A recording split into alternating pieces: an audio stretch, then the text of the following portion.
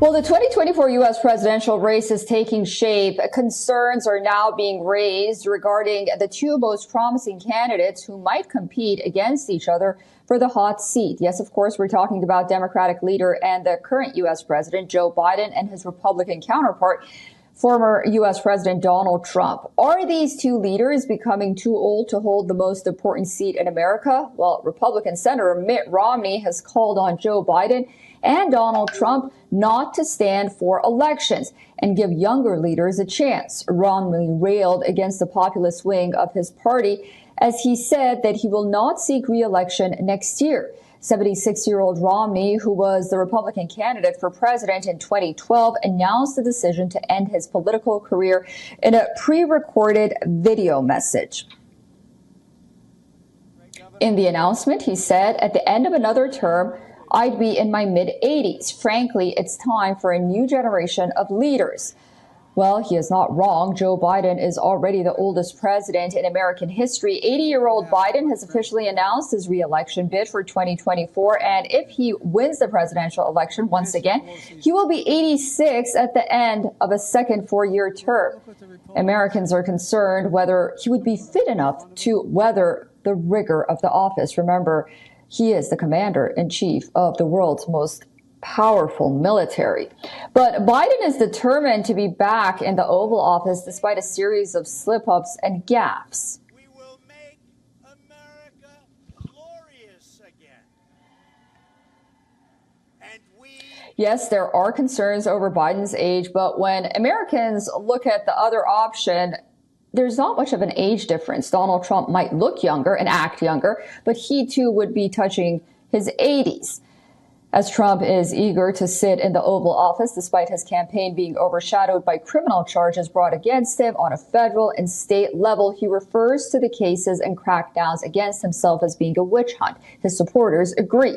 Despite the cloud of criminal cases looming over the former president in a crowded field of Republican candidates who are running for the presidency as well, 77-year-old Donald Trump is leading the pack. Behind him, Florida Governor Ron DeSantis, and after that, it's Vivek Ramaswamy, according to some reports, and then finally, former Vice President Mike Pence. All right, to give us more details and insight, we are being joined by senior journalist Ray Locker from Washington, D.C. Hi, Ray. Good to see you. Hey, Susan. Romney on one side, but what caught our attention was one of President Biden's favorite writers, David Ignatius, a columnist well-known and well-wired for the Washington Post. He writes about foreign affairs, and on the side, he writes spy novels as well. But he came out with a column with the blunt headline, "President Biden should not run again in 2024. And he went on MSNBC and looked straight into the camera and said the same thing. We know the president watches that network as well. Are the Democrats giving up on President Biden as well? No, I don't think so. I mean, he's their best chance of being keeping the White House. I mean, all of this is wishful thinking. David Ignatius, very smart guy, excellent columnist, writer, but that's his opinion. As a matter of fact, I met David Ignatius at Biden's house once when he was vice president. So he obviously knows what he's talking about, but it's his opinion, and it's certainly not going to dictate preferences of Democrats who nominate the next nominee.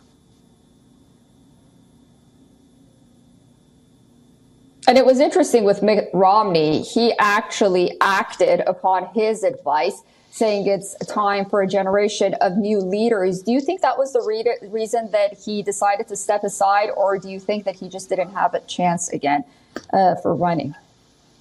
Well, Mitt Romney was very popular in 2018 when he got elected the first time to the Senate from Utah. I mean, this is a man who's been governor of Massachusetts and a senator from Utah, so he has some political skills.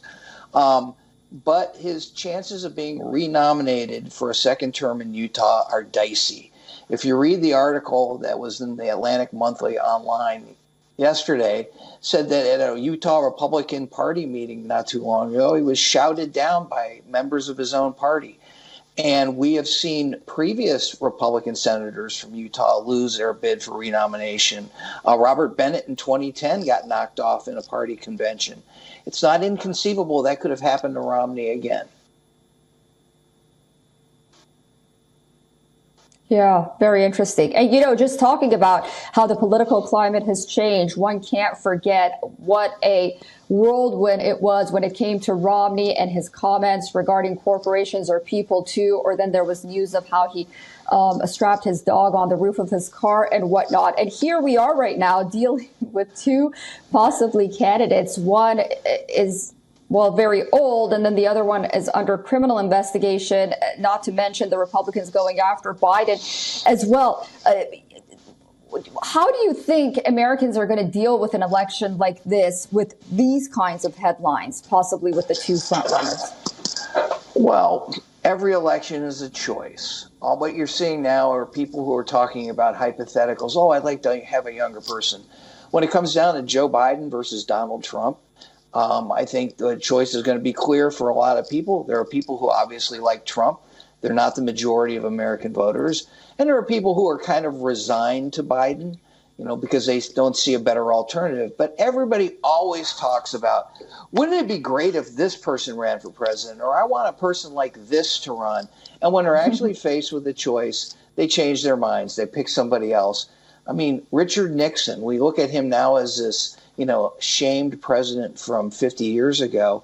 In 1971, polls said that he was not going to get reelected. In 1972, he won by one of the largest margins ever. And Joe Biden, certainly no Richard Nixon. I mean, but he's had considerable accomplishments as president. And people say, well, he's not getting credit for the economy. Hey, it's September of 2023. Let's wait a year and see what happens when more and more of these results, come in and people realize, hey, the economy's not so bad. The economy is actually pretty good. And that will work to his benefit. I mean, he inherited a mess from Donald Trump, who totally mismanaged a global pandemic, and 1 million Americans died because of it. So I think when people have that choice, they'll make what I consider to be a more rational decision, and regardless of Biden's age. And, if he gets reelected, when he leaves office, he'll still be younger than Konrad Adenauer was as chairman of Chancellor of West Germany in the 1960s.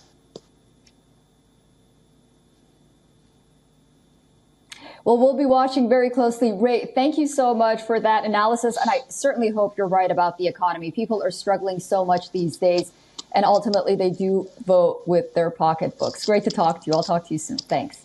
Thanks.